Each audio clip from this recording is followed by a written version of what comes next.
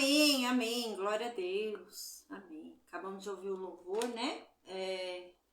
O louvor é o pessoal do Meet que consegue ouvir, né? No Facebook, no Instagram, no YouTube não dá para eu transmitir o louvor, né? Porque aí dá problema de direitos autorais, então o pessoal acabou de ouvir aqui o louvor pra gente começar a aula de hoje, né? Já tá conectado o Facebook, o Instagram, o YouTube, amém. Que a paz do nosso Senhor Jesus Cristo esteja com a gente, amém. Pessoal do Facebook, pessoal do Instagram, pessoal do YouTube, pessoal do Meet, o Assolua, a Silvana, a Maria, a Isabelle, amém. Né? A paz do nosso Senhor Jesus Cristo aí para o pessoal que vai acompanhar a aula pelos grupos, né? No áudio, amém. Hoje a gente vai estudar 2 capítulos, né? Capítulo 47, que é curtinho, e o capítulo 48, que é bem longo, quase 50 versículos ali, né?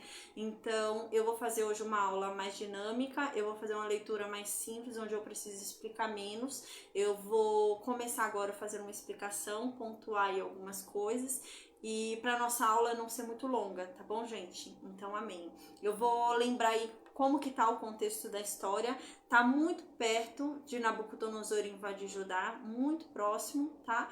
Então eu vou lembrar aí esse trecho que a gente tá na história, porque já tá muito perto ali, né, de Daniel ser levado, tá? Porque a primeira leva ali dos cativos são os sábios, né? Então tá muito perto de Daniel ser levado. E eu vou lembrar aí esse contexto aí da história pra gente estudar, tá bom? Amém. Eu vou orar agora, então a gente fala. Aí a gente vai lembrar o que está acontecendo aí na história, pra gente falar sobre Jeremias 47 e Jeremias 48, tá bom? Amém. Deus, obrigada, Pai. Obrigada por mais uma oportunidade, Senhor, de estarmos aqui reunidos, Senhor, diante da Tua palavra, diante da Tua presença, para ouvir a Tua voz, Senhor, para sermos libertos através da Tua palavra, para virmos a termos mais experiência contigo, compreendermos mais quem Tu és, Deus, compreendermos mais a revelação, meu Deus, que nos é dada através da Tua palavra. Obrigada por essa oportunidade, Deus. Deus, nós pedimos perdão pelos nossos pecados, Senhor, porque nós reconhecemos que nós somos falhos, nós somos pecadores, Deus. Por isso nós clamamos a Ti, para que o Senhor derrame sobre nós da Tua misericórdia, da Tua graça, que o Senhor se compadeça de cada um de nós e que o Senhor não nos retribua segundo aquilo que merecemos, mas que o Senhor nos conceda da Tua graça, da Tua misericórdia e da Tua benignidade, Pai. Amém. Deus, ainda estamos muito longe de sermos aquilo que o Senhor nos chamou para ser, então nos ajuda, Pai, porque só Tu és santo, Deus, a santidade vem de Ti, Pai, o Teu Espírito Santo é que nos santifica, que nos dá um novo coração e nos capacita a obedecer. Então, Deus, em nome de Jesus, que o Seu Espírito Santo venha sobre nós e haja, nos capacitando à obediência, nos ensinando a Tua lei, nos ensinando, meu Deus, a Tua retidão, nos ensinando o Teu caráter, nos transformando verdadeiramente, nos dando uma nova mente, um novo coração, que venhamos, meu Deus, a andar pautados em tudo isso que estamos aprendendo, que venhamos a ser exemplo nessa terra, que venhamos a honrar o Teu nome nessa terra, Pai, que venhamos a ser a Bíblia viva que as pessoas lerão. Em nome de Jesus, nos ajuda, Pai, porque o bem que nós queremos praticar nós não conseguimos, Pai, e naturalmente acabamos fazendo mal, mas o Teu Espírito Santo, Deus, nos capacita, o Teu Espírito Santo nos dá um novo coração e nos ajuda a sermos cada vez mais parecidos contigo. Paulo disse no Novo Testamento, Deus, que o nosso brilho não é como o de Moisés, ele se intensifica cada vez mais. Então que assim seja, em nome de Jesus, Deus, que o Teu brilho venha se intensificar cada vez mais em nós e que venhamos a refletir cada vez mais a Sua glória, cada vez mais quem Tu és, Deus, em nome de Jesus, amém, Senhor. Porque a nossa maior alegria, Senhor, é estar na Tua presença, é ouvir a Tua voz, Senhor. Não há um lugar melhor para estarmos senão contigo, Deus. Nos ajuda, Pai, porque nós queremos ser salvos, Deus, nos ajuda. Senhor, nós não queremos ir sozinhos para o Teu reino, mas nós queremos levar os nossos conosco, mas é tão difícil, Deus, evangelizar, é tão difícil falar acerca de Ti, é tão difícil dar o exemplo, Pai, mas com o Teu Santo Espírito nada é impossível, pois o Teu Santo Espírito é quem convence do pecado. Ô Senhor, nos ajuda, Pai, em nome de Jesus, nos ajuda a evangelizar dentro da nossa casa, que o Senhor nos deu o dom de falar de uma forma irresistível da Tua palavra e de Ti, Deus, para que todo aquele que nos ouvir falar sobre Ti, essa pessoa venha a sentir sede de ti, que essa pessoa venha a ser tocada verdadeiramente, ela venha a ser transformada, ela venha a ser, meu Deus, mexida de uma forma, Pai, tamanha que ela venha te conhecer e te buscar cada vez mais, Senhor, em nome de Jesus, só Tu podes fazer isso, Deus. Então nos ajuda, Pai, em nome de Jesus, a que os nossos sejam convertidos, Pai, em nome de Jesus, amém. Deus, que o Senhor nos proteja de todo mal, em o nome de Jesus, amém. Amém, amém, amém, glória a Deus. Gente, amanhã eu acho que a gente não vai conseguir ter aula, tá? Amanhã eu tenho um casamento pra ir, eu acho que não vai dar tempo, né? Então amanhã provavelmente não vai ter aula. E na quinta-feira a gente também não vai ter aula, porque quinta-feira meu marido vai operar, né? Então eu vou estar com ele ali no hospital, tudo, e a gente vai chegar bem tarde, tá? Então quinta-feira também a gente não vai ter aula. Então nessa semana a gente vai ter aula segunda, quarta e sexta, tá bom? Então amém. A paz do Senhor Jesus e Yolanda, amém. Então a gente vai agora falar sobre Jeremias 47. Vamos lembrar o que está acontecendo aí na história, tá? Jeremias, ele vem pregando, né? A gente lembra que ele vinha pregando aí para o povo se arrepender, que ainda havia tempo, ainda havia tempo, ainda havia tempo. Até que então, né? Depois da leitura do rolo ali, né, a gente lembra por Baruque, né, e o rei Joaquim ter queimado o rolo ali, a gente lembra que Baruque e Jeremias, eles ficaram proibidos, né, na verdade eles tiveram que se esconder, porque havia uma ordem ali que eles seriam presos e mortos, né, então diante dessa ocorrência, amém, amém, Yolanda. Diante dessa ocorrência, né, diante desse perigo, Deus nos escondeu, tá? Então, Jeremias e Baruque agora eles só aparecem de novo publicamente depois que Nabucodonosor invade a terra de Judá. Mas até que Nabucodonosor venha e invade a terra de Judá, que está bem perto, a gente está há dias disso, está muito perto, né?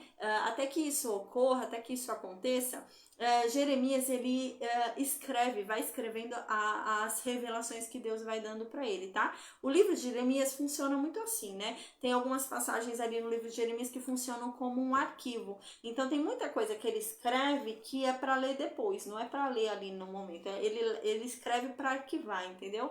E do capítulo 45 até o capítulo 50 e pouco, né? 51, 50 e pouco ali, ele tá escrevendo dessa forma, tá? Então são coisas que não é para ser lido de imediato ali em público, até porque ele tá escondido, mas é um arquivo para ser guardado, porque vai se cumprir, tá registrado.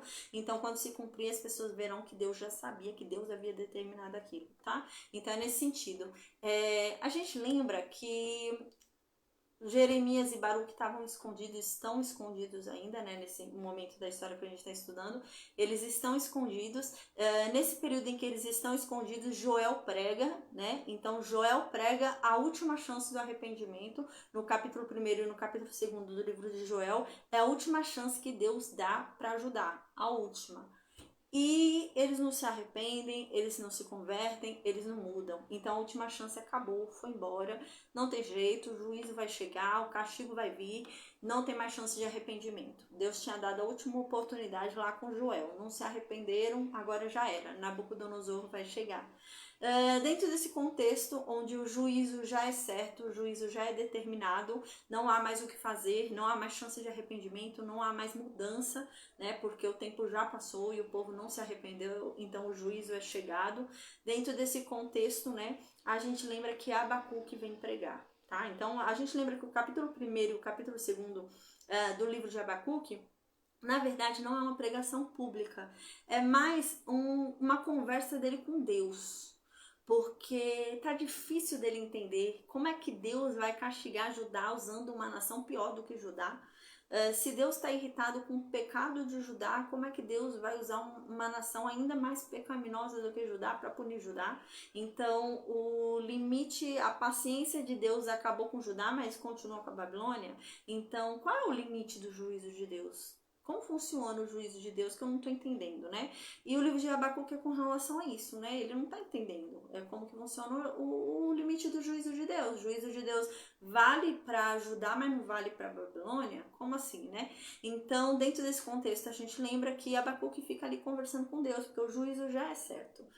Tanto que Abacuque fala isso, né? O começo de Abacuque ainda, Deus nos dá mais uma chance, né? Abacuque começa assim, Deus tem misericórdia de nós, dá mais uma chance aí, porque na verdade Judá tem sido tão cruel porque o Senhor não tem feito nada. Se o Senhor vier e punir os maus, as pessoas vão se arrepender, vão mudar. Então faz alguma coisa.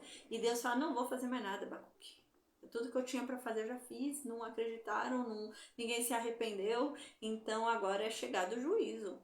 E para manifestar o meu juízo sobre Judá, eu escolhi a Babilônia e acabou. Né? Então a gente lembra que Abacuque vai diante dessa resposta de Deus, Abacuque vai falar, Deus, mas tudo bem, eu entendi. A Babilônia vai ser usada como vara do Senhor, eu entendi. Entendi que o Senhor vai usar a Babilônia para nos castigar, beleza. Mas até onde vai o teu juízo? Até onde vai a tua paciência? Tua paciência acabou com Judá, mas tua paciência continua com a Babilônia?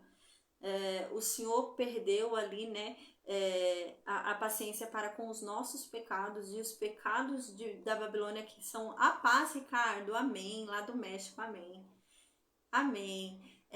E os pecados da Babilônia o Senhor tolera? Então por que o de Judá o Senhor não tolera também, né? Então a gente lembra que Deus vai, então fala para Abacuque, não, Abacuque é o seguinte, eu não tolero também o pecado da Babilônia, não. Mas agora é tempo de castigar vocês, não é a Babilônia. Eu quero é castigar Judá agora. Babilônia depois eu resolvo. Meu negócio agora é com vocês. Mas para você não dizer que eu sou injusto, Abacuque, eu vou te dizer o que vai acontecer com a Babilônia. Mas é para tempos futuros, não é para agora. Então a gente lembra que Deus começa a descrever o que vai acontecer com a Babilônia ali para Abacuque, que a Babilônia vai cair, né? Então dentro desse contexto a gente lembra que vem Abacuque capítulo 3, que na verdade é uma canção, né? Abacuque capítulo 3 lá, Abacuque vem então cantando ali, né? É uma canção que é para todo o povo cantar, já sabendo do juízo que virá, já sabendo que a Babilônia vai vir realmente destruir tudo. Então vem a canção do capítulo 3, onde Abacuque diz, Deus, o Senhor é esplêndido. E a gente se lembra dos milagres de outrora. A gente lembra quando o Senhor invadiu lá a terra do Egito, lutou contra os deuses de lá, lançou enormes pragas e nos salvou. A gente lembra quando o Senhor nos conduziu no deserto. A gente lembra quando o Senhor derrubou a muralha de Jericó. A gente lembra que quando nós saíamos para as batalhas, o Senhor saía junto e enviava seus raios, e mais eram os mortos pelos seus raios do que pela espada de Israel. A gente se lembra de todos os seus grandes feitos, das grandes vitórias. E quando a gente se lembra dessas grandes coisas, a gente treme. Quando a gente lembra dessas grandes coisas, a gente fica aterrorizado, porque o Senhor ainda é o mesmo, o Senhor não mudou. O poder que o Senhor tinha antes, o Senhor tem agora. Então o Senhor pode, se o Senhor quiser, o Senhor pode ainda hoje fazer os mesmos milagres. Aí Abacuque ainda fala, né? Senhor, faz mais uma vez os seus milagres. Opera ainda hoje os mesmos milagres de outrora, né? Então ele ainda ora assim nessa canção, né? Mas no finalzinho ele ainda diz, mas nós estamos preparados. Nós estamos preparados para o que está por vir. Mas de tudo que está por vir e que nós sabemos que virá, porque nós cremos nos seus desígnios, o que mais nós estamos ansiosos é pelo julgamento do nosso inimigo. O que mais nós estamos ansiosos é pelo dia em que o destruidor será destruído. Aquele que nos destrói hoje, nos aflige hoje, será afligido. É o dia em que nós mais ansiamos. E até que esse dia chegue, nós sabemos que os tempos não serão fáceis. Nós sabemos, ele estava falando da Babilônia, a gente lembra, né? Mas isso aponta para a gente também, né? A gente lembra, aponta ali para Jesus, Novo Testamento, o livro de Apocalipse. Então, Abacuque fala, eu sei, o Senhor prometeu que vai destruir a Babilônia, né? Então, até que isso venha, até que esse dia ocorra e que o nosso destruidor seja destruído, nós sabemos que os tempos não serão fáceis. Nós sabemos que nós colheremos ali amargura. Nós sabemos que a figueira não produzirá figo. Nós sabemos que a oliveira não produzirá azeitona. Nós sabemos que a vide não produzirá uva. nós sabemos, né? E ele começa a falar nesse tema, a gente lembra Abacuque 3, né? E ele fala, nós sabemos de tudo isso, mas ainda assim, nós nos alegramos no Senhor. Ainda que percamos tudo, a nossa alegria continua, pois o Senhor é conosco e o Senhor nos basta. A nossa salvação nos basta, né? Nesse sentido, é muito bonito, né? Então a gente lembra que Abacuque então finaliza falando assim para Deus, mas Deus, o Senhor é minha força. Me torna os meus pés como da gazela para enfrentar isso que o Senhor tem me falado que a gente vai ter que enfrentar os dias difíceis, né? Então que o Senhor me ajude para que a destruição não venha me consumir, mas que eu venha passar, né, ali de forma a não cair, a não desanimar, não ser abalado por esse momento, né, de dificuldade que vai haver. Dentro desse contexto, a gente lembra que Abacuque termina, né, ali sabendo que o juízo é vindo, não tem mais jeito. E então a gente vai para o capítulo 45 do livro de Jeremias, lembra? Então Jeremias continua escondido com Baruque.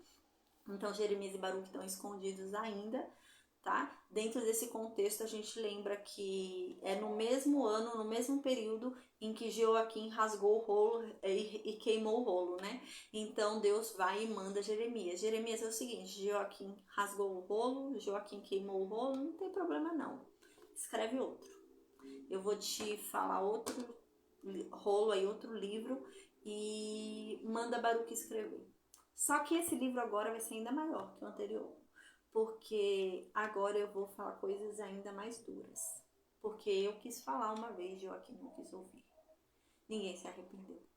Então agora as coisas que eu direi são ainda mais duras. Então a gente lembra que Jeremias ditava, Jeremias falava, né, a revelação de Deus, e Baruque ia escrevendo, os dois escondidos, né, e Baruque ia escrevendo ali o que Jeremias ia falando. Então, Baruque escrevendo sobre todo o julgamento sobre Judá, Baruque escrevendo ali o que vai acontecer com Judá, né, que Judá vai passar por um tempo difícil. Então, a gente lembra que Baruque ficou com medo, né? Então Baruque ficou com medo, Baruque fica triste ali, né? Meio aterrorizado por conta do que Deus falou que ia fazer ali com... Nossa, gente, eu tomei remédio, tô ficando um pouco mole, que eu tô com um pouco de dor aqui. Então a gente lembra que Jeremias começou a falar para Baruque, né? Ditar para Baruque tudo que ele escrever naquele livro. E Baruque começou a ficar com medo, né? Porque ali começou a ser falado tudo o que ia acontecer com Judá, né? Tudo de ruim que ia acontecer para Judá, tal, que Judá ia ser punida, castigada, né? Dentro desse contexto, Deus veio falar com Baruque no capítulo 45. Porque Baruque ficava falando, ai de mim, eu tenho tantos planos, ai, eu tenho tantos sonhos, ai, meu sonho, né, era voltar para o meu trabalho, ser escriba, crescer na função, ganhar mais dinheiro, casar, ter filhos, comprar uma casa, comprar um carro, nossa, eu tenho tantos sonhos de estudar, de não sei o quê, e como que meus sonhos vão acontecer se Deus está falando isso? Se Deus está falando que a gente vai ser levado prisioneiro, se Deus está falando que a gente vai ficar 70 anos lá na Babilônia, né? Porque vocês vão ver isso. Jeremias vai dizer que são 70 anos que eles vão ficar lá. E, gente, são 70 anos mesmo. E ele fala, caramba, são 70 anos que a gente vai ficar lá na Babilônia, como que eu vou conseguir realizar meus sonhos? Como que vai ser de mim? Ai, de mim. Então a gente lembra que no capítulo 45 Deus vem falar com Baruque. Né? Então Deus vai e manda Jeremias falar, Jeremias fala aí com Baruque. Jeremias vai falar, Baruque, Deus tem uma palavra para você, Baruque. Então Baruque fala, o que é? Então Deus falou o seguinte, Baruque, que agora não é tempo de sonhar, agora não é tempo de fazer planos, agora não é tempo de você ficar pensando o que vai ser de você. Deus te diz que Ele vai te deixar vivo, você vai ser salvo, e que isso te basta, que isso seja a sua maior recompensa, porque Deus não te promete mais nada, mas a tua recompensa será você ser salvo, né? Então é assim que termina o capítulo 45. Então diante disso, diante dessa tristeza de Baruque, né, Deus começa a falar que não vai julgar só Judá, Então não é só Judá que vai ser afetada, mas sim todas as nações. Então Deus começa a falar: não vou julgar só Judá. Eu vou julgar também o Egito, eu vou julgar também Edom, eu vou julgar também a Filistia, eu vou julgar todas as nações. Não é só Judá, tá? Então agora começa a vir um julgamento das nações, desde o capítulo 46. Hoje a gente começa a observar que todas as nações serão julgadas, né? E não só Judá, tá? E agora no capítulo 47 não é diferente. No capítulo 47 vai falar sobre o julgamento da Filistia. Então vai falar que os filisteus também serão julgados, tá? Na verdade, o capítulo 47, eu deveria ter estudado ele antes do capítulo 46, gente. Eu fui estudar ele hoje, fui ler ele hoje. Na verdade, cronologicamente, ele seria antes do capítulo 46, tá? Mas aí vocês se atentem a isso agora. Porque no capítulo 47 fala que o Egito estava invadindo as terras dos filisteus. E no capítulo 46 a gente estudou já o momento onde Nabucodonosor invade o Egito, tá? E quando Nabucodonosor invade ali o Egito já perdeu. Então, o capítulo 47, na verdade, é antes do 46, tá bom? Então, considerando isso, a gente pensa o seguinte agora, tá? Que eu vou fazer uma leitura só aqui, explicando só os pontos importantes aí. Antes do Egito cair, ele busca manter o domínio. Então, como é que ele vai buscar manter o domínio já que a Babilônia está crescendo? Ele busca manter o domínio marítimo, tá? Então, a paz, Adriano, o Egito busca manter o domínio marítimo. Então, ele busca o quê? Os países, as nações costeiras, tá? Então, aquelas nações que estão ali na praia, né? Aquelas nações ali que estão com acesso a mar, rio, essas coisas, tá? Então, ele vai aonde? Na Filistia. E a Filistia, os países costeiros, eles tinham uma aliança. Aqueles países que ficavam ali nas praias, eles tinham uma aliança entre eles e se protegiam, porque eles tinham um poder marítimo ali, né? Então eles tinham um poder ali de vender, exportar ali pelo mar, né? Então havia um poder muito grande no mercado marítimo. E quem conseguisse esse poder, gente, estava feito, né? O Egito tinha esse poder antes. Então, vendo que a Babilônia está expandindo, vendo que a Babilônia está crescendo, o Egito quer manter o poder da costa marítima. Então, o que o Egito faz? Ele quer dominar ali a Filistia, tá? Então, ele tenta entrar e dominar ali a Filistia para dizer que ele domina a costa marítima. Mas a verdade é que isso não vai dar certo, porque, na verdade, quem vai vir dominar a costa marítima vai ser a Babilônia, tá? Então, a Babilônia vem, domina o Egito, domina a costa marítima ali, depois sai dominando as terras, inclusive a terra de Judá. Então, isso não vai dar certo. E é isso que a gente vai estudar agora, porque o Egito, antes de cair, ele tenta manter o domínio sobre a costa marítima. E é sobre isso que fala o capítulo 47, sobre os filisteus. Dirigida ao profeta Jeremias sobre os filisteus antes que... Então, Faraó ainda estava nativo aqui. Então, o capítulo 47, na verdade, é anterior ao capítulo 46.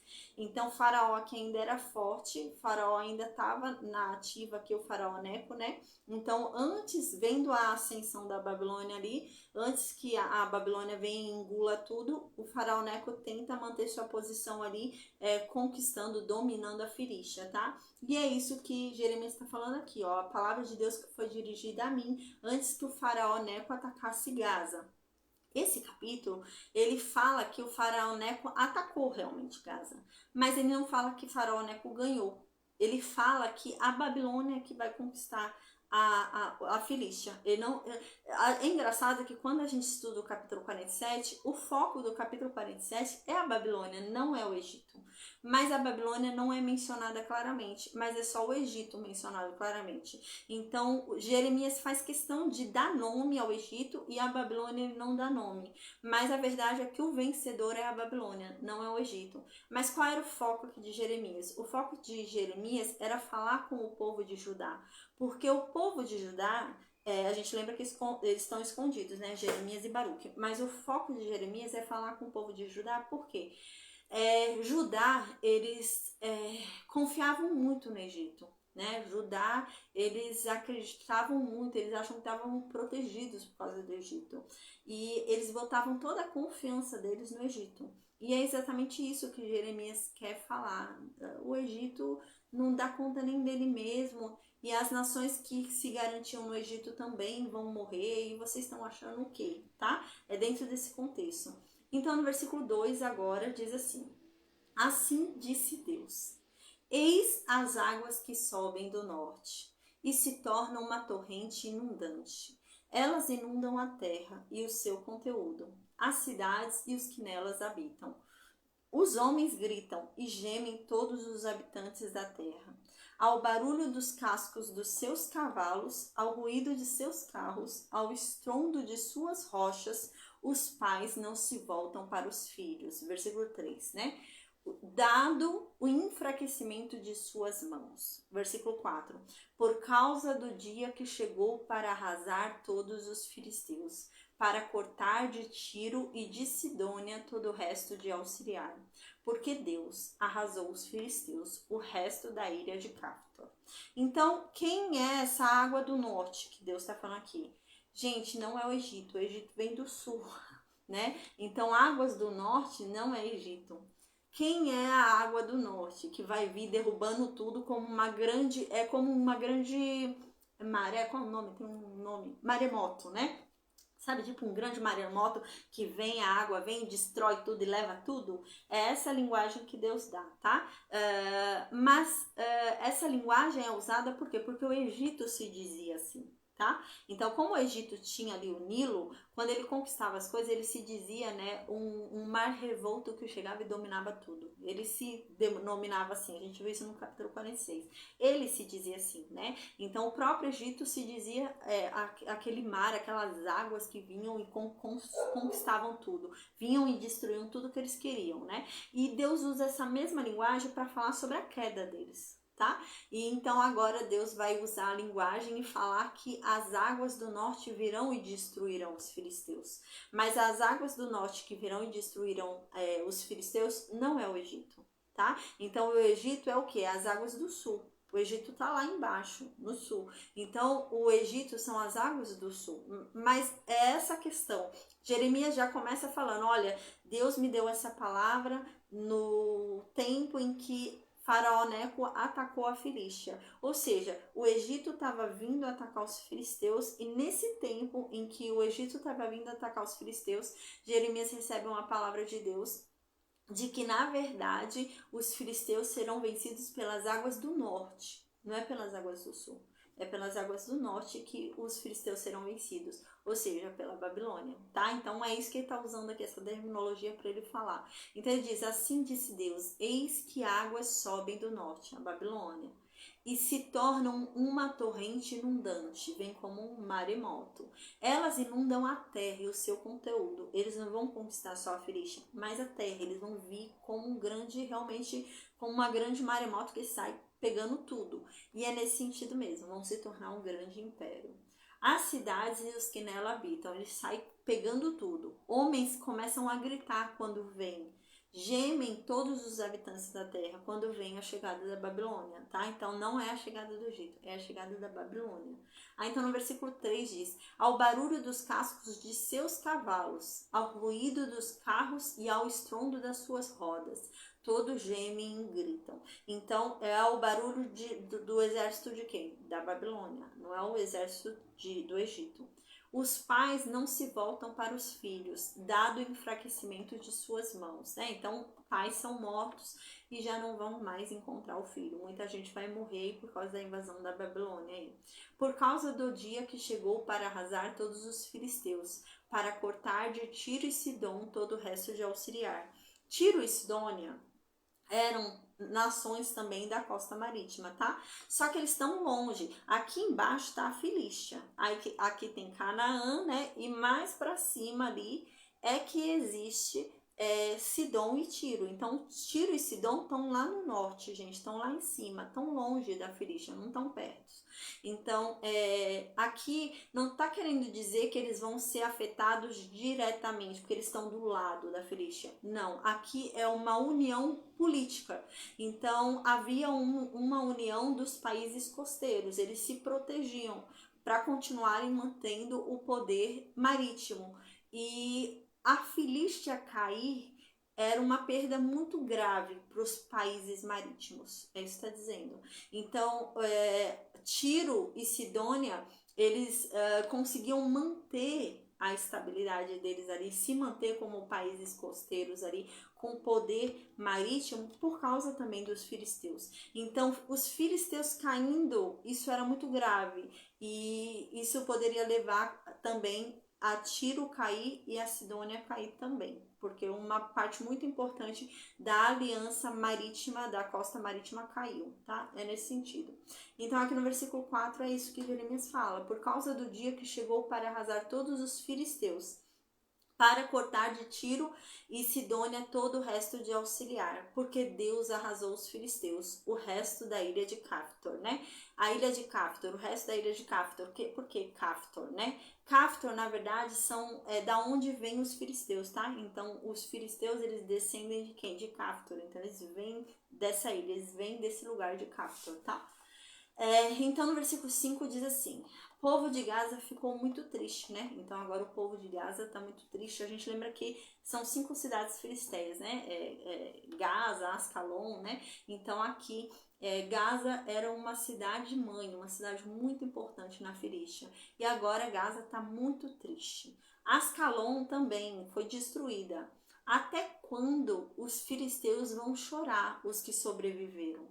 Aí no versículo 6 diz: a espada de Deus. Até quando, Deus, você não vai repousar? Até quando você vai continuar matando, né? Se acalma, Deus. Até quando vai ter morte? Aí no versículo 7 diz: mas como é que a espada de Deus pode descansar? Se Deus está mandando ela continuar trabalhando. Deus mandou que atacassem a cidade de Asquelon. E Deus foi quem mandou atacar as cidades costeiras. Então agora a gente vai para Jeremias 48, tá? Deixa eu só descer aqui, que eu tinha mudado a ordem aqui. Tá, Jeremias 48 agora, tá? Então agora em Jeremias 48 a gente vai continuar falando sobre o julgamento das nações. Lembra? Então Deus está deixando aqui claro que não é só Judá que vai ser julgada, mas todas as nações, inclusive a Babilônia. A gente vai ver que a última nação que Deus vai falar aqui é a Babilônia. Então a Babilônia também não vai deixar de ser julgada, vai ser julgada também. Todas as nações vão ser julgadas, não é só Judá, não. Aí no versículo 1 agora do capítulo 42, do capítulo 48, fala sobre Moabe, tá? Então a gente lembra que Moabe lá é a descendência de Ló, lembra? Então agora a gente vai ver o castigo de Moabe. Diz assim no versículo 1: o Senhor Todo-Poderoso, o Deus de Israel, disse o seguinte a respeito de Moabe: tenho pena do povo lá da cidade de Nebo, né? Nebo é uma cidade lá em Moabe, porque agora essa cidade está destruída. Kiriataim foi tomada. A fortaleza poderosa foi arrasada. Gente, isso acontece depois do Egito, tá? Então aqui a sequência primeiro o Egito cai, essa sequência. Porque assim, o Egito era mais importante. Então o que a Babilônia faz? A Babilônia vem e destrói primeiro o Egito. A Babilônia veio, dominou o Egito, pegou o Egito de jeito, destruiu o Egito, a Babilônia volta, conquista a Filístia, vai subindo, conquista ali, conquista Moab, Edom, vai conquistando as outras terras, entendeu? Então é essa ordem que vai ter. Mas primeiro a Babilônia vai conquistar quem ali? A Babilônia vai conquistar o Egito. O capítulo 47, que a gente acabou de estudar, se separa para ver, tem 2 contextos ali, né? Jeremias fala: essa palavra veio a mim quando o Egito foi atacar a Filístia. Isso foi antes de Nabucodonosor invadir a Filístia. Mas a profecia é depois da destruição do Egito, né? Porque a profecia fala que o Egito, que a Filístia vai cair não pela mão do Egito, mas sim pela mão de uma nação que virá do norte, que é a Babilônia. Então você vê que o cumprimento da profecia se faz depois da queda do Egito. Por isso que ele começou com a queda do Egito no capítulo 46, né? Porque essa é a sequência realmente. O Egito cai primeiro, depois vai vir na Filístia, depois vai indo para Moabe e a Babilônia vem conquistando as terras ali e invade Judá, tá? Então no versículo 1 diz isso: tenham pena lá do povo de Nebo, né? Porque a cidade está destruída. Kiriataim lá de Moabe foi tomada. A fortaleza que era poderosa foi destruída. E o povo agora lá de Moabe está humilhado. Acabou a glória de Moabe. Em Esbom, o inimigo faz os seus planos. Lá em Esbom, a Babilônia fica dizendo, vamos acabar com a nação inteira, vamos matar todo mundo. Exércitos marcharão contra a cidade de Madmen. E nessa cidade só vai restar silêncio, não vai ter mais ninguém lá. O povo de Oronaim vai gritar, tudo está arrasado, tudo está destruído. O país de Moabe ficou em ruínas. As crianças estão chorando ao ver tantos mortos, a cidade destruída. Escutem os soluços no caminho que sobe para Luit. Ouçam os seus gritos de aflição na estrada que desce para Oronaim. Ouve-se gente gritando, depressa, vamos fugir para salvar as nossas vidas. Corram como um jumento selvagem no deserto, gente, cada um pela sua vida. Isso daqui que está descrevendo foi o que eu falei, é um evento futuro, que vai acontecer depois da destruição do Egito. Não está longe, o Egito cai em 605 a.C. e a gente está em 605 a.C. Então, o Egito está bem perto de cair. Depois que o Egito cai, gente, começa todo mundo cair, entendeu? O Egito cai, a Filístia cai, Amon, Moabe, vai todo mundo caindo, entendeu? Aí Nabucodonosor entra ali em Judá e também Judá vira vassala ali de Nabucodonosor. Então essa é a sequência. Primeiro o Egito, depois ele vem dominando todas as terras ali. Então é isso que vai acontecer depois, tá? Mas aqui é um evento futuro que Jeremias está prescrevendo, Jeremias está escrevendo que Deus mostrou para ele a revelação, né, do que vai acontecer ali com Moabe. E é isso que vai acontecer com Moabe. Moabe também vai ser dominada pela Babilônia. E então no versículo 7 diz, Moabe, você confiou na sua força. Você preferiu confiar na sua própria riqueza. Mas agora você será dominado. O seu Deus, Quemos, que você tanto adora, que você tanto ama, vai ser levado embora, junto com os seus príncipes e os seus sacerdotes, né? Nabucodonosor tinha essa estratégia. Em todas as nações que ele ia, não é só Judá não, todas as nações que ele ia, ele era muito esperto. Todas as nações que ele ia, ele não saía matando todo mundo. Aqueles que eram os mais sábios daquela nação, os mais inteligentes daquela nação, ele levava. Ele levava para o reino dele, para o quê? Para potencializar o reino dele. Então eram grandes estudiosos que ele deixava no reino dele e iam fazer o reino dele crescer cientificamente, né? Com estudo de física, química, astrologia, tudo ali. Ele levava tudo ali, os sábios das nações, que é o que vai acontecer com Daniel, né? E ele levava, e é isso que tá falando aqui também, que ele também vai levar. Ele vai levar nobres ali de Moabe para lá, né? Vai levar os sacerdotes, e ele fazia isso mesmo, tá? Nabucodonosor. E aqui diz que vai levar o deus Quemos também, né? Eu já falei sobre isso. Era muito comum mesmo, né, levar o deus da nação que você dominou. Então, assim, a Assíria foi lá e dominou o Reino Norte, né, quando dominou ali o Reino Norte, a Assíria foi e levou os bezerros de ouro, né, porque você, quando entrava numa nação e dominava aquela nação, você pegava o deus de pau, o deus de pedra ali que aquela pessoa adorava e levava embora como se você tivesse levado ele também cativo, entendeu? Você venceu aquele deus, então você está levando o deus também como prisioneiro.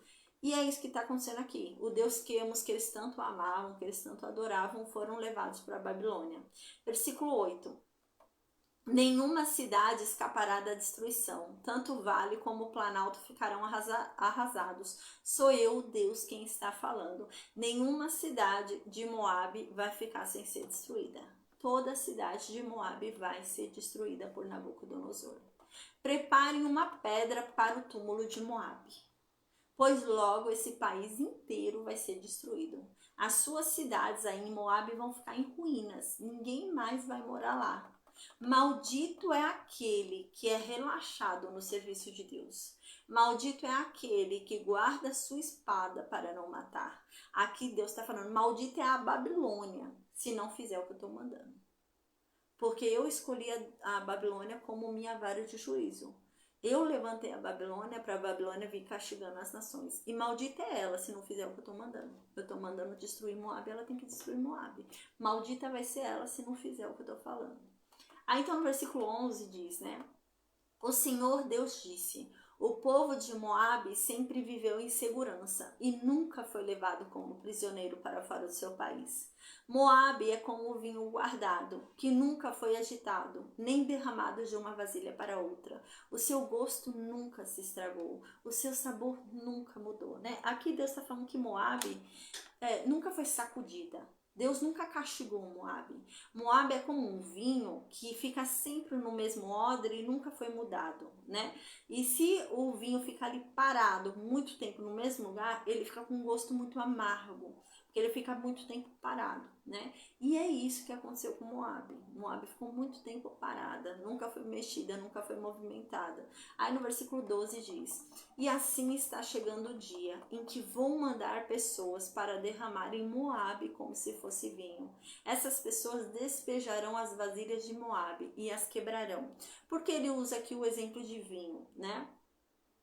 Moabe é como um vinho que nunca foi sacudido, ficou o tempo inteiro dentro de um odre, nunca foi mudado, nunca foi sacudido, nunca foi feito nada. Então ficou muito amargo, ficou muito forte, ficou muito amargo o gosto, já não é um vinho mais bom para se tomar. Então agora Deus vai derramar Moabe como se fosse um vinho. E ele usa muito essa terminologia de vinho nesse capítulo, porque Moabe era conhecida por seus vinhos, por suas uvas. Moabe era tão conhecida pelas uvas que produzia que Moabe até exportava. Então tinha muitas das uvas de Moabe que eram levadas, gente, pelo mar para outros lugares, entende? E isso acontecia muito. Era muito conhecida pelo vinho, por isso que usa muito essa linguagem, tá? Essas pessoas despejarão as vasilhas de Moabe e a quebrarão. A Babilônia, né? A Babilônia que vai fazer isso. Versículo 13. Então os moabitas ficarão desiludidos com o seu Deus Quemos, assim como os israelitas ficaram desiludidos com Betel, um Deus em que eles confiavam. Aqui está falando sobre o Reino Norte. O que acontecia lá em Betel? Né? A gente lembra que Betel foi o lugar onde Jacó sonhou. Lembra aquele lugar que Jacó teve o sonho? Aí ele mudou o nome ali para Betel, né? Foi o lugar onde Jacó sonhou. Gente, desculpa a tosse. Foi o lugar onde Jacó sonhou, tá? Esse lugar onde Jacó sonhou, quando teve a divisão dos reinos ali, ele virou um dos lugares de adoração ali do Reino Norte. Haviam 2 lugares de adoração no Reino Norte, em Betel e lá em Dan, lá no norte. Outro lugar de Dan, que na verdade Dan devia ficar lá embaixo, né? Mas ela foi lá para cima. Então tinha um lugar lá em Betel lá embaixo e tinha um lugar lá em Dan lá em cima para adoração no Reino Norte, tá? A gente lembra o que acontecia em Betel. Em Betel eles iam lá adorar o bezerro de ouro, tá? Então eles não iam adorar o bezerro de ouro em nome de outro Deus. Eles iam lá adorar o bezerro de ouro em Betel no nome do Deus de Israel que libertou eles do Egito. Então, quando eles chegavam na frente do bezerro de ouro, eles falavam o nome de Deus que Deus falou para Moisés. Aí eles olhavam para o bezerro, né? Ficavam ali adorando o bezerro, mas falando o nome de Deus, do Deus de Israel, tá? Mas eles foram punidos, porque eles adoravam errado, né? Então, ainda que estivesse adorando o nome correto, ainda que a intenção fosse boa, estava errado. O jeito estava errado, então não valeu, entendeu? E foi isso que aconteceu com o Reino Norte. Mas o que eles pensavam? A gente está garantido, porque Betel é sagrado. Betel foi onde Deus fez um encontro aqui com Jacó, né? Onde houve um grande acontecimento aqui. Betel é sagrado e Deus nunca vai permitir que esse lugar seja tomado. Deus nunca vai permitir que nada aconteça com Betel. E é isso que está falando. Assim como o Reino Norte confiava naquele bezerro de ouro e naquele lugar, Betel, achando que nunca ia ser pego, e eles foram desiludidos porque a Síria veio e pegou, assim também o povo de Moabe vai ser desiludido por causa do Deus Quemos. Mas aqui a gente lembra com quem é que Jeremias está querendo falar. Jeremias quer falar com Judá.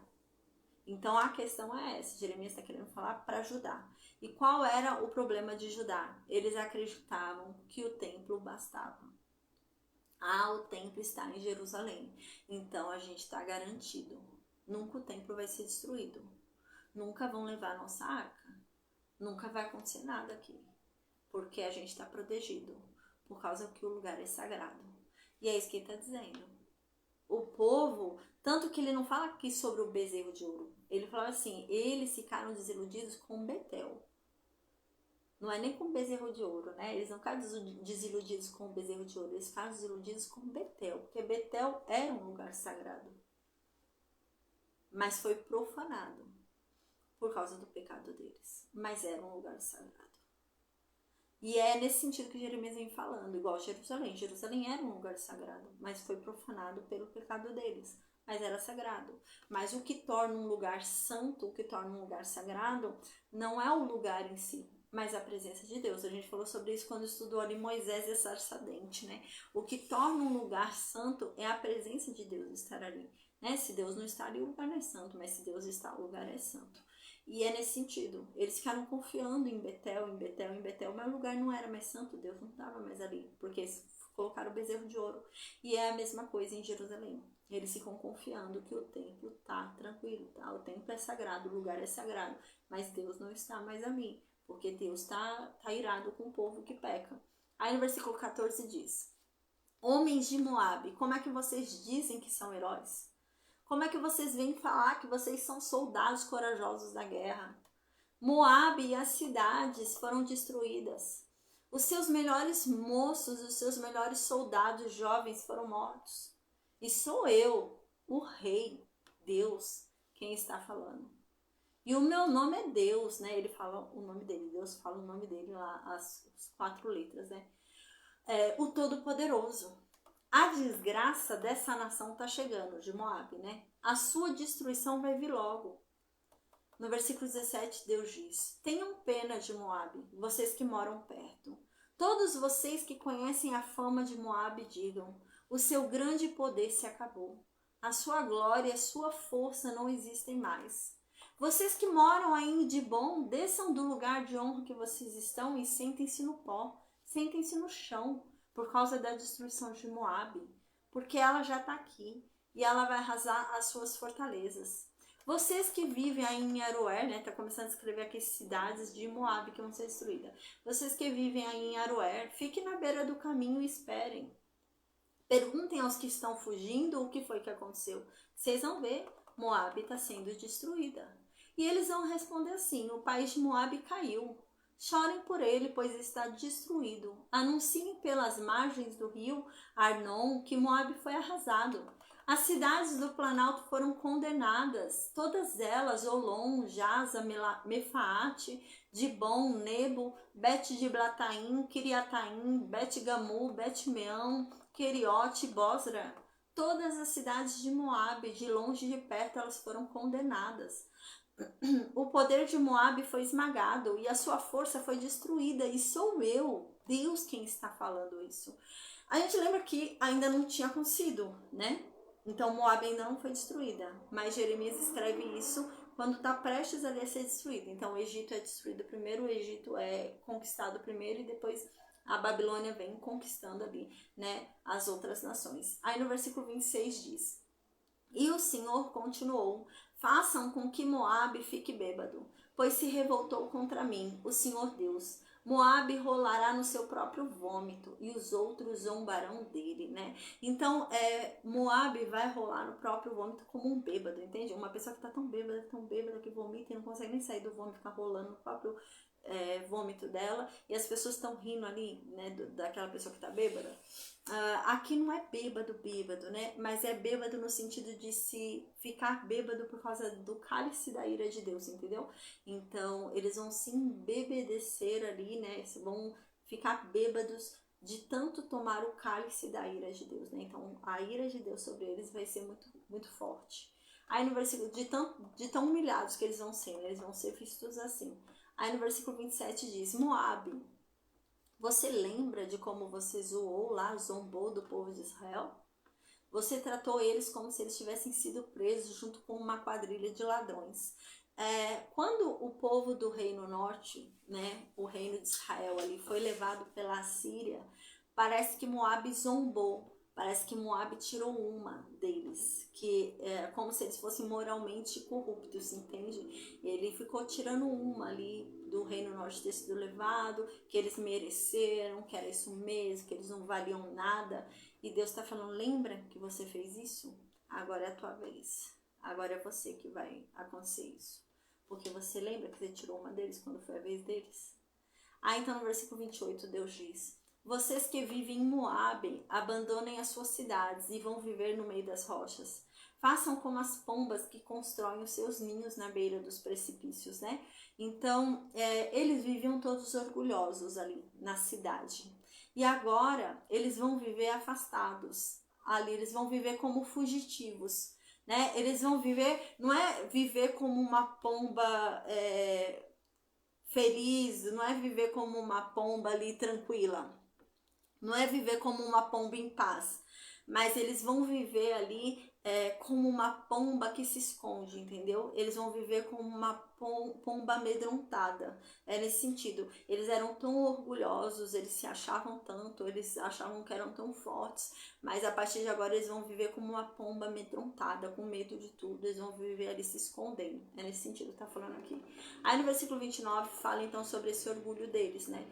Aí diz assim, temos ouvido falar do orgulho de Moabe. Esse povo é orgulhoso, é um povo soberbo, é um povo vaidoso, é um povo que é cheio de si. E eu, Deus, conheço o orgulho desse povo. Os moabitas, eles ficam se gabando de coisas que não valem nada. Eles se gabam de coisas que acabam. Por isso, eu chorarei por todo o povo de Moabe e pelo povo de Quireres, né? Ao mesmo tempo que você vê a ira de Deus manifestada, né? Deus deixa muito claro que ele não está manifestando a ira dele com esse prazer sádico, né? Não um prazer assim, né, cruel, mas ele fala que ele lamenta, porque esse povo podia ter sido melhor, esse povo podia receber mais, né?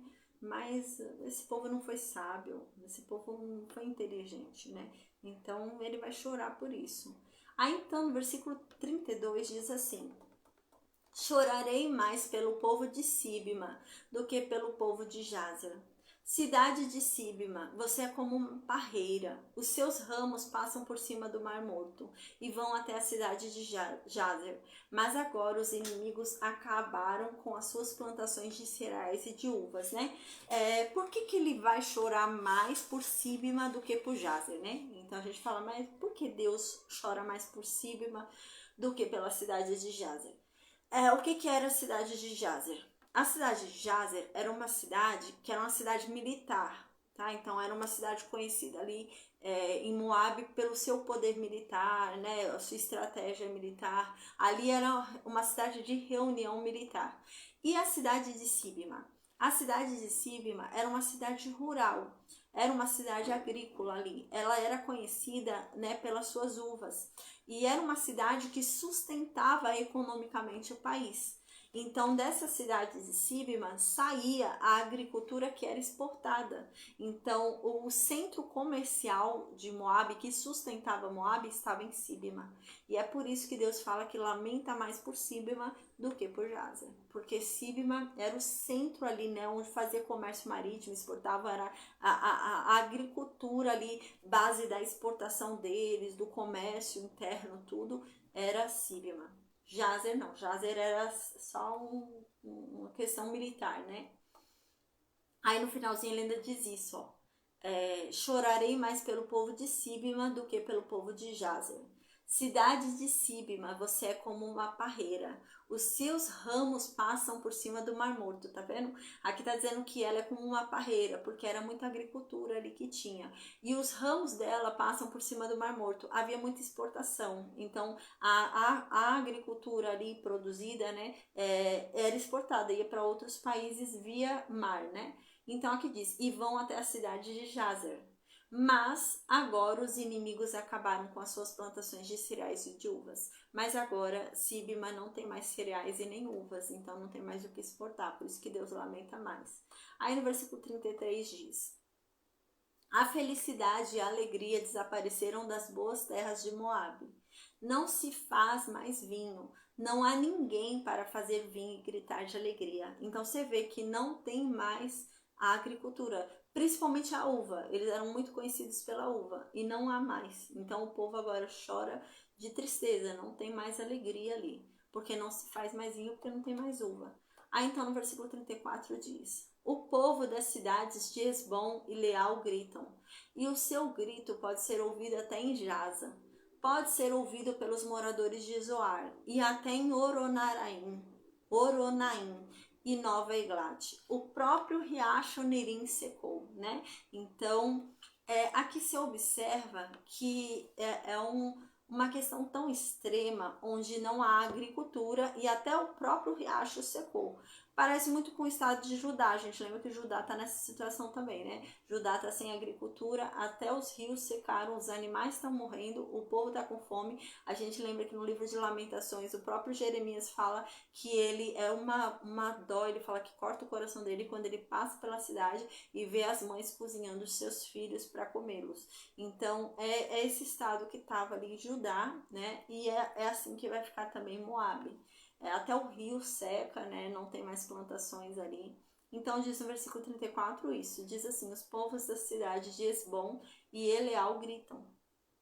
E o seu grito pode ser ouvido até em Jaza. Pode ser ouvido pelos moradores de Zoar e até em Oronaim e Nova Eglate. O próprio riacho Nirim secou.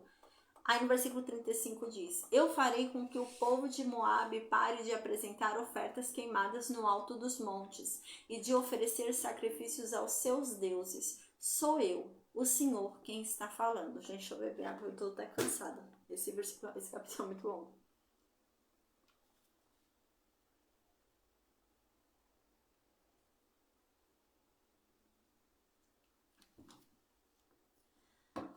Jesus, tô até cansada, mas amém.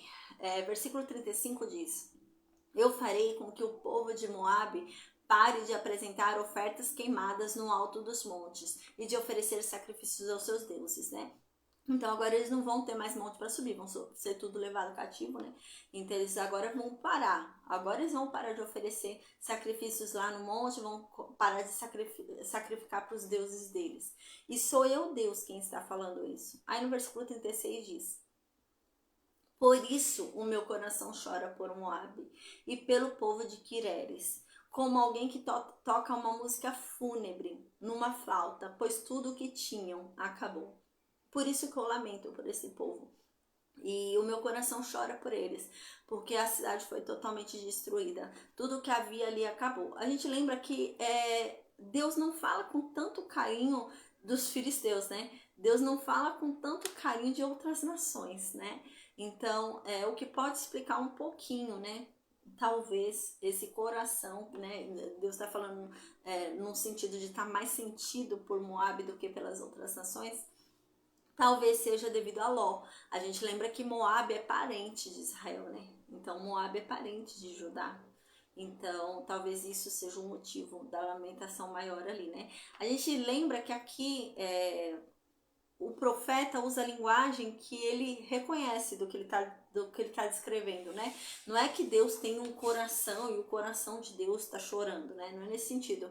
Mas para descrever o que ele está sentindo, o que Deus está falando com ele está sentindo, o melhor sentimento que demonstra aquilo que Jeremias está experimentando da parte de Deus na revelação do que ele tem que escrever, é isso. Então, Jeremias sente como se o coração dele estivesse chorando. Então, ele descreve o que Deus está sentindo de acordo com o que ele mesmo experimenta, né? De acordo com o que ele mesmo sente, tá? Então, é muito normal isso. Então, diz assim no versículo 37. Em sinal de tristeza, todos eles rasparam a cabeça e cortaram a barba. Todos fizeram cortes nas mãos e vestiram roupa feita de pano grosseiro, né? A gente lembra... raspar a cabeça, cortar a barba, não era algo normal, não era algo comum, tá? Geralmente se deixava o cabelo, a barba, o homem não cortaria. Quando cortava era sinal de humilhação, né? Sinal de entrega, sinal assim de sofrimento, tá? Então é nesse sentido, é uma tristeza muito grande, ao ponto deles rasparem a cabeça, cortar a barba, se cortavam, né? A gente lembra que uma tristeza tão grande assim que eles praticavam, os pagãos praticavam essas coisas de se cortar tal, era no luto, né? Que Deus proibia os os israelitas de fazerem isso. Mas é que eles estavam tão tristes que eles rasparam a cabeça, cortaram a barba deles, começaram a se cortar, vestiram roupa de pano grosseiro, né? Então eles estavam pela tristeza profunda deles. No versículo 38 diz: nos terraços de todas as casas e em todas as praças só há choro porque eu quebrei Moabe como um jarro que ninguém quer. Então Deus é que fala que ele que quebrou, né? Então é a Babilônia que vai vir e vai destruir Moabe dessa forma. Mas aqui Deus deixa muito claro, foi a meu mando. Então fui eu que quebrei. Eu quebrei Moabe dessa forma. E eles estão lamentando que só porque eu quebrei. Aí no versículo 39 diz: Moabe está arrasado. Então gritem. A desgraça caiu sobre Moabe. O país inteiro está em ruínas e todas as nações vizinhas caçoam deles. E eu, Deus, é quem estou falando isso. Aí no versículo 40, Deus diz assim: eu, o Senhor, prometi que uma nação atacará Moabe e cairá em cima dele como uma águia com asas abertas. O que acontece? Moabe, ela ficava em lugares altos. Então ela ficava em montanhas, um lugar mais alto. Para você ser invadido, né? Imagina uma nação vinha, né? Se um exército está vindo e está subindo uma montanha, é muito mais difícil. Há um tempo ali para você conseguir se resguardar, começa a tirar flecha lá de cima e o povo morre que está subindo a montanha. Então Moabe se achava impenetrável. Moabe se achava muito forte por morar em lugares altos, né? Por ser um lugar alto. Mas Deus está falando: eu vou mandar em Moabe uma nação que vai chegar aí como águia de asa aberta. Ou seja, vai chegar com muita facilidade. Vai chegar como uma águia de asa aberta que vem voando e para em cima e vai matar todo mundo. É nesse termo que Deus usa aqui para falar da Babilônia, que vai chegar por isso que ele fala esse termo, vai chegar como águia de asa aberta, né? Então, como é um lugar alto, vai vir voando como uma águia, parar lá de asa aberta e vai destruir tudo. Aí no versículo 41, então diz: as suas cidades e fortalezas serão tomadas. Naquele dia, os soldados de Moabe terão tanto medo como a mulher que está em dores de parto. Versículo 42. Moabe vai ser destruída e não será mais uma nação, pois ela se revoltou contra Deus, o Deus de Israel.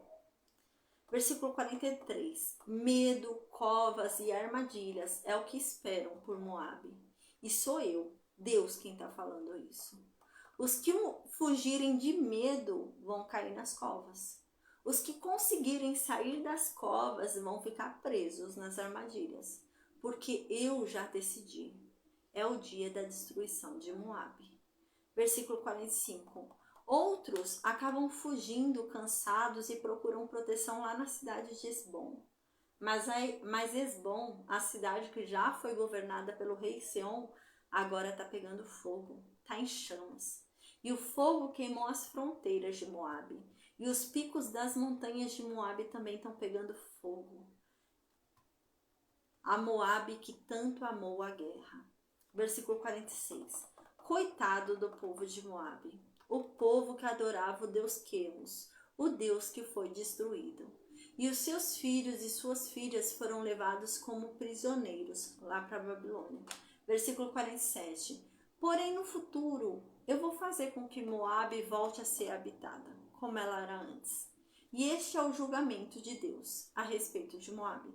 Então você vê que no finalzinho, né, Deus fala: não, mas Moabe eu ainda vou deixar ser habitada de novo depois. A gente lembra que até com o Egito Deus falou isso, né?